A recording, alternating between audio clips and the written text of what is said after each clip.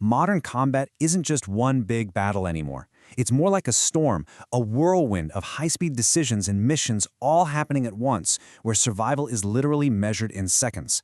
So today, we're going to dissect a fictional engagement, Operation Thunderstrike, to really see how all these chaotic moments fit together. It tells you a whole lot about how warfare works today. Our story kicks off right here, with this incredibly tense image hanging over the Persian Gulf.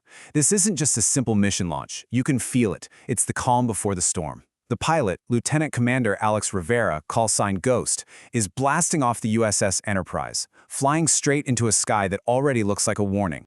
So what triggers an operation this huge? Well, it's rarely just one thing, but there's always that final spark, right? Let's take a look at the critical moment that ignited Operation Thunderstrike and turned what was a routine patrol into an all-out combat mission. And here it is. This is the trigger. Iranian forces go and sink a commercial tanker in the Persian Gulf. The response? A full strike package gets authorized. And our pilot, Ghost, he's at the absolute tip of the spear. His target is the port of Bandar Abbas, and believe me, it's a hornet's nest that is already scrambling its defenses. This is it. This is the moment everything changes. When Ghost flips that master arms switch, it's more than just a procedure. It's a final declaration. The protocols are done. The mission is live. And from here on out, the only thing that matters is neutralizing the threat. All right, let's move to the very first engagement. The first shots in conflicts like these, they're often naval, and they happen at incredible speeds over the water. This is where the battle really kicks off, in the super narrow, contested waters of the Strait of Hormuz. And it's the Iranians who make the first move. The commander of the missile boat Zolfaghar, a Captain Reza Khomeini, he doesn't hesitate for a second. He just gives the order to fire everything they've got, trying to land a decisive, early blow against the American carrier group. And what a blow it is. 4 YJ-12 anti-ship missiles. These things are supersonic, and they fly just above the waves to stay under the radar. They are screaming towards the U.S. fleet. A salvo this big is designed for one thing, to be an overwhelming threat that you just can't stop. It requires a perfect, and I mean instantaneous, response. Okay, this right here, this is a call that absolutely nobody on a carrier ever wants to hear. It's that moment of pure high-speed panic. Vampire is the code, and when Ghost screams it over the radio, it means multiple, confirmed threats are inbound. There is no time to think, you just have to react. So what exactly is a vampire? It's the NATO brevity code for a hostile anti-ship missile. Using a single word like that instantly communicates the threat, its nature, and its urgency. It gets rid of any confusion when seconds are the difference between life and death. So let's break down Ghost's almost impossible reaction. He dives his jet low right to the wave tops, deploys countermeasures, and actually manages to destroy 2 of the incoming missiles. But it's not enough. The sheer number of missiles is just overwhelming, and his wingman gets hit. It's a brutal reminder that even a successful defense can come at a devastating price. Ghost doesn't get a moment to grieve. He has to immediately switch from defense to offense. He locks on to the source of the attack, the Zolfaghar, and fires his own missile.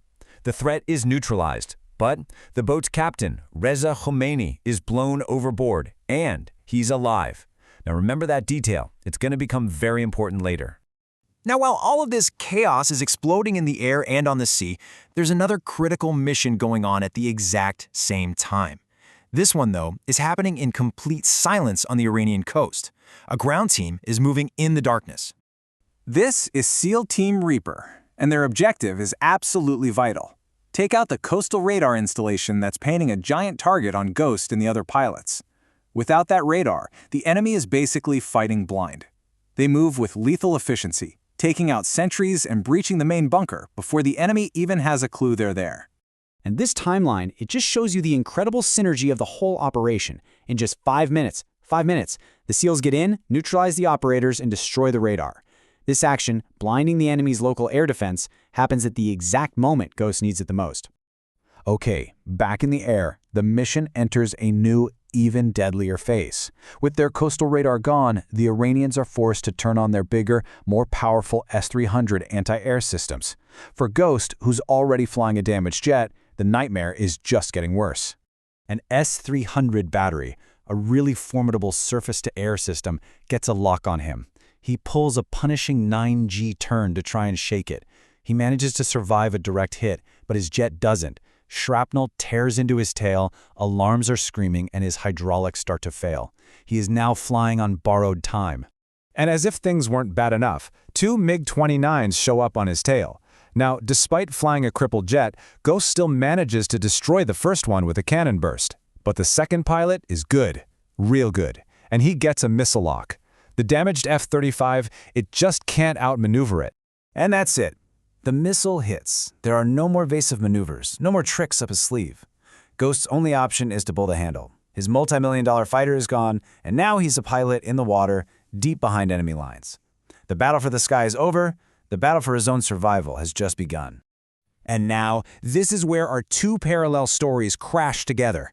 Two commanders on opposite sides of this whole fight have both lost their machines and have both been thrown into the sea. And by some insane twist of fate, they wash up on the very same stretch of sand. So on one side, you have Alex Ghost Rivera, the American F-35 pilot. On the other, Captain Reza Khomeini, the Iranian commander of that missile boat we saw earlier. Both of them are wounded, armed with just their sidearms, and they are crawling out of the surf. The entire massive conflict has now shrunk down to this one personal, deadly encounter. So after all of that, the high-tech warfare, the missiles, the jets, the entire conflict comes down to this: a primal duel on a dark beach. 2 men, 2 pistols. Who has the will to survive? The answer is just brutal, and it's realistic. There's no clean victory here. They fire at the same time. Reza Khomeini is killed instantly. Alex Rivera takes a bullet in the side and collapses, just barely managing to key his emergency radio and whisper for extraction before he passes out. The rescue comes from Reaper and his SEAL team. Their ground mission is now directly linked to Ghost survival. And that line from the SEALs, delivered with that grim battlefield humor, it just perfectly captures the reality of modern warfare. The pilot needed the ground team, and the ground team's mission was only possible because of the air cover. They saved each other tonight. We end on this really sobering thought. Operation Thunderstrike, with all of its violence and heroism and loss, it wasn't the end of a conflict. It was just the opening shot. This single, brutal night on the coast of Iran was just the first chapter of a much, much larger war. And what comes next? Well, that's the question this story leaves us with.